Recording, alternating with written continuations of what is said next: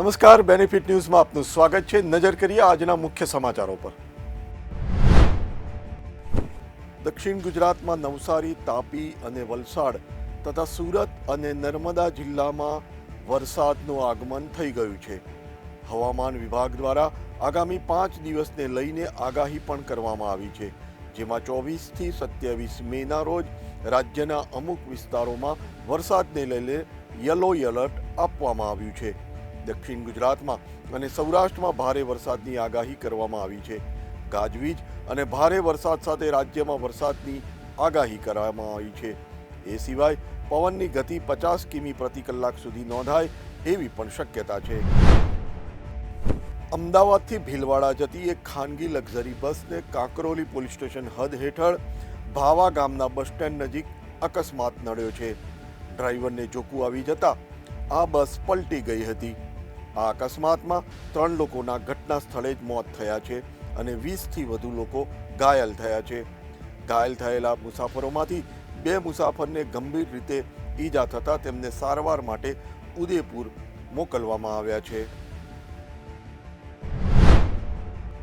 રાજધાની દિલ્હીના બવાના વિસ્તારમાં શનિવારે સવારે એક ફેક્ટરીમાં ભીષણ આગ લાગી હતી, જેના કારણે હંગામો મચી ગયો છે।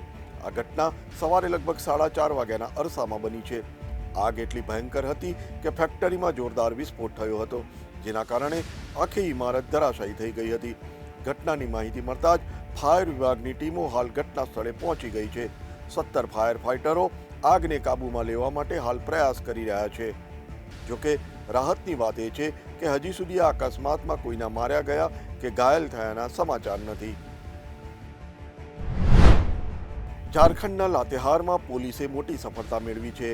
અહીં જેજેએમપીના સુપ્રીમો પપ્પુ લોહારા અને તેના સાથી પોલીસ સાથેના એન્કાઉન્ટરમાં માર્યા ગયા છે। આ ઘટના શનિવારે સવારે લાતેહારના ઈચ્છાબાર સલૈયાના જંગલોમાં બની હતી। આ મામલો લાતેહારના ઈચ્છાબાર સલૈયા જંગલનો કહેવાય છે। શનિવારે સવારે પોલીસ અને આતંકવાદીઓ વચ્ચે ભીષણ અથડામણ થઈ હતી।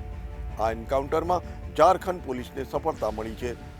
પોલીસે 2 નક્સલવાદીઓને ઠાર માર્યા છે। આ ઘટનામાં નક્સલવાદી સંગઠન જેજેએમપીના સુપ્રીમો પપ્પુ લોહારા પણ માર્યો ગયો છે।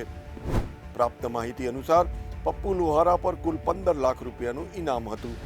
પપ્પુ લોહારા અગાઉ નક્સલવાદી હતો, પણ છેલ્લા વર્ષોમાં બુઢાપહાડમાંથી નક્સલવાદીઓનો ખાત્મો થયા પછી લોહારાએ પોતાનું અલગ સંગઠન બનાવ્યું હતું।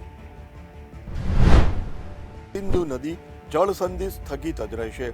સંયુક્ત રાષ્ટ્રમાં ભારતના કાયમી પ્રતિનિધિ પર્વતા નેની હરીશે જણાવ્યું હતું કે ભારત 65 વર્ષ પહેલા સારી ભાવનાથી આ સંધિ સાથે આગળ વધ્યું હતું, પરંતુ પાકિસ્તાન આ સંધિની ભાવના વિરુદ્ધ કામ કરી રહ્યું છે। તેણે ભારત સાથે 3 યુદ્ધ લડ્યા અને આતંકવાદને પ્રોત્સાહન આપ્યું, જેના પરિણામે 20,000થી વધુ ભારતીયો માર્યા ગયા છે।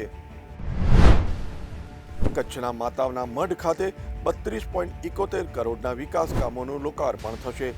વડાપ્રધાન નરેન્દ્ર મોદીના હસ્તે આ લોકાર્પણ થશે। માતાના મઢમાં ખટલા ભવાની અને ચાચર કુંડને આધુનિક સ્વરૂપ અપાયું છે અને મંદિર પરિસરમાં યાત્રિકોને વધુ સારી સુવિધા મળશે, જેમાં વોકવે, બાળ ક્રીડાંગણ, રેમ્પ, પાર્કિંગ, મુખ્ય પ્રવેશ દ્વાર સહિતની સુવિધા ઊભી કરવામાં આવી છે। ચાચર કુંડને લાઇટિંગની સુવિધા સાથે અદ્યતન બનાવવામાં આવ્યો છે। આ જ પ્રકારના સમાચારો નિહાળવા માટે જોતા રહો બેનિફિટ ન્યૂઝ। નમસ્કાર।